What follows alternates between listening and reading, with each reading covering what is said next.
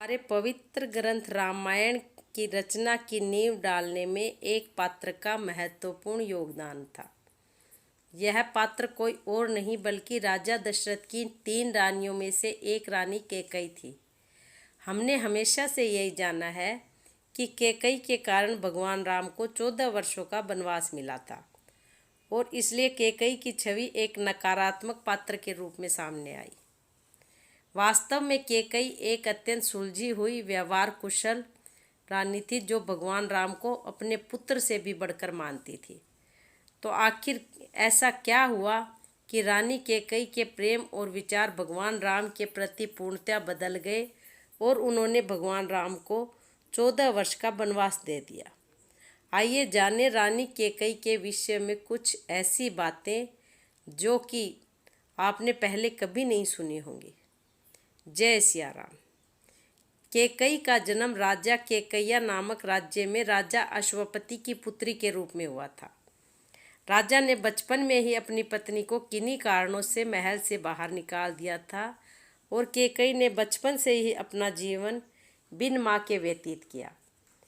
बचपन में से ही मंथरा नामक एक दासी कैकई की देखभाल किया करती थी। दासी कैकई अपना दायरा बढ़ाने के लिए महल में रहते बड़ी योजनाएं बनाया करती थी। एक बार राजा दशरथ निमंत्रण पर कैकैया के राजा अश्वपति के महल में पधारे। वहां उनका भव्य स्वागत किया गया और उनकी आवभगत में राजकुमारी कैकई खुद कार्यरत थी। राजा दशरथ राजकुमारी कैकई से अत्यंत प्रभावित हुए। उनकी सुंदरता, उनके व्यवहार कुशलता को देखते हुए राजा दशरथ ने कैकई से विवाह का प्रस्ताव रख दिया। पहले तो राजा अश्वपति ने महाराज दशरथ से पहले से विवाहित होने के कारण मना कर दिया, क्योंकि महाराज दशरथ के पहले से रानी कौशल्या थी। परंतु बाद में एक वचन लेकर इस प्रस्ताव को स्वीकार कर लिया। वह वचन यह था कि रानी कैकई का पुत्र ही अयोध्या का उत्तराधिकारी बनेगा। चूँकि रानी कौशल्या से कोई संतान नहीं थी, इसलिए राजा दशरथ ने भी वचन देने में कोई आनाकानी नहीं की। लेकिन कैकई से विवाह के बाद भी कोई संतान नहीं हुई। तत्पश्चात महाराज दशरथ को तीसरा विवाह सुमित्रा से करना पड़ा और दुर्भाग्यवश दशरथ की तीसरी रानी से भी कोई संतान उत्पन्न नहीं हुई। राजा दशरथ पिता नहीं बन सके, जिस कारण वह अत्यंत दुखी रहते थे। इस समस्या का समाधान करने के लिए एक यज्ञ का आयोजन किया गया। परिणाम स्वरूप रानी कौशल्या के गर्भ से सबसे बड़े पुत्र भगवान राम ने जन्म लिया। कैकई के गर्भ से भरत हुए और सुमित्रा ने 2 पुत्र भरत, लक्ष्मण और शत्रुघ्न को जन्म दिया। रानी कैकई महाराज दशरथ को सबसे अधिक प्रिय थी। सुंदर होने के साथ साथ वह व्यवहार कुशल और युद्ध कौशल में भी निपुण थी। रानी कैकई हमेशा की ही राजा दशरथ को युद्ध में सहयोग देने के लिए तत्पर रहती थी। एक बार समरासुर राक्षस से युद्ध करने के लिए राजा दशरथ को इंद्रदेव ने बुलाया। उस युद्ध में रानी कैकई भी थी और उन्होंने अपने युद्ध कौशल से राजा दशरथ के प्राणों की रक्षा की। क्योंकि जिस समय राजा दशरथ युद्ध कर रहे थे, रानी कैकई उनकी सारथी बनी हुई थी और जब उनके रथ के पहिए की कीली निकल गई तो रानी कैकई ने उसकी जगह अपनी एक उंगली डाल दी। क्योंकि रानी कैकई का एक हाथ वज्र का था। उनके तत्काल निर्णय और उनकी युद्ध कौशलता के कारण राजा दशरथ ने वह युद्ध भी जीता और उनके प्राणों की भी रक्षा हुई। उस समय राजा दशरथ ने कैकई से प्रभावित होकर 2 वरदान मांगने को कहा। तब रानी कैकई के पास मांगने के लिए कुछ भी नहीं था, क्योंकि राजा दशरथ ने सब कुछ पहले से ही दे सकते।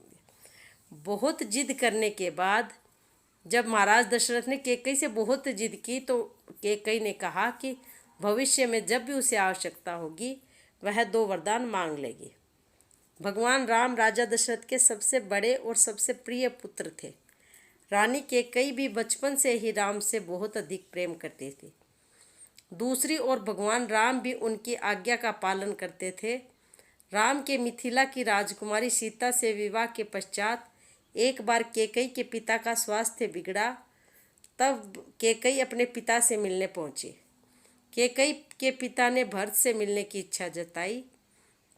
राजा दशरथ ने इसी समय राम को अयोध्या का उत्तराधिकारी बनाने का निर्णय लिया।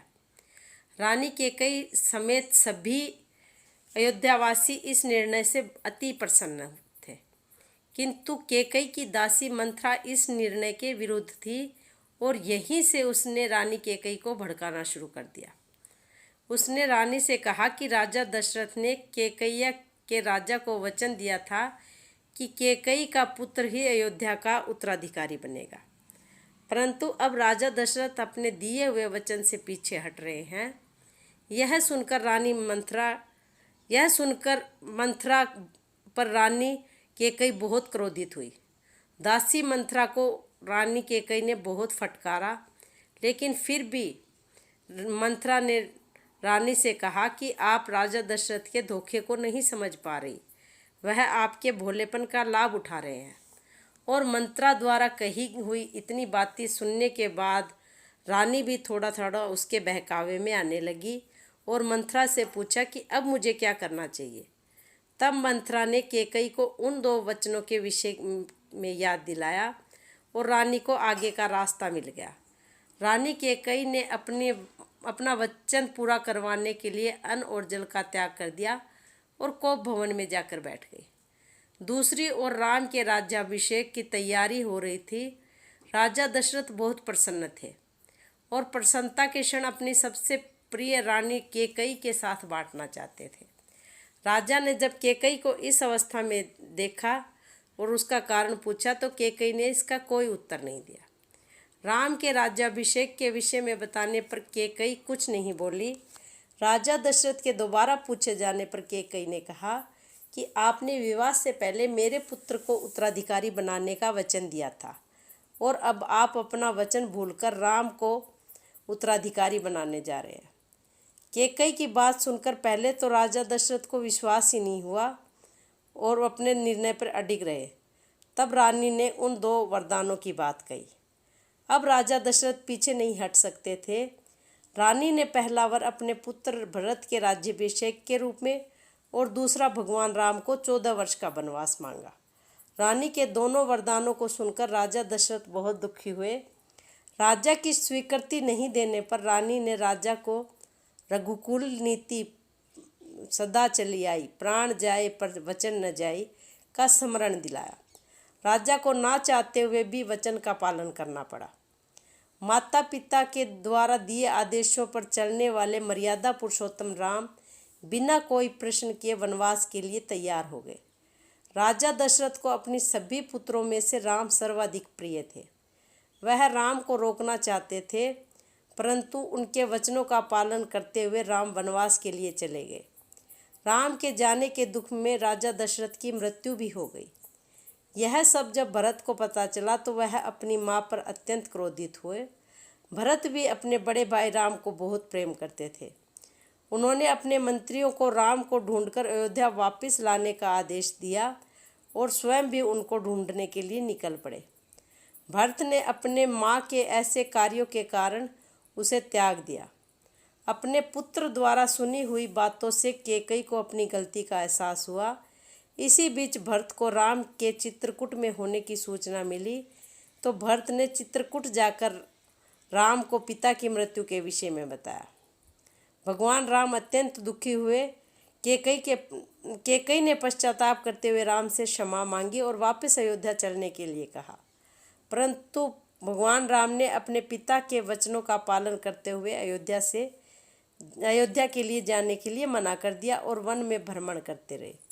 दूसरी ओर भरत ने भी सिंहासन ग्रहण नहीं किया, अपितु अपने भाई राम की चरण पादुकाओं को ले जाकर उन्हें सिंहासन पर विराजमान किया और उन्हीं का सेवक बनकर अयोध्या का राज कार्य एक तपस्वी की भांति चलाते रहे। जय सिया राम।